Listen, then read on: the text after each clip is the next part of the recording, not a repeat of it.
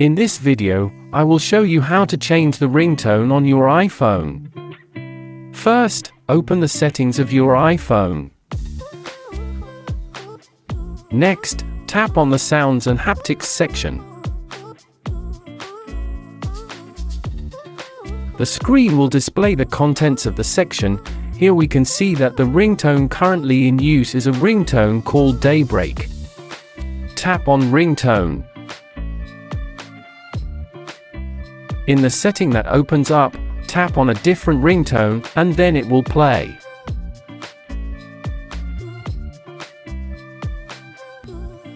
So, when you have finally selected a new ringtone, tap on Back in the top left corner of the screen.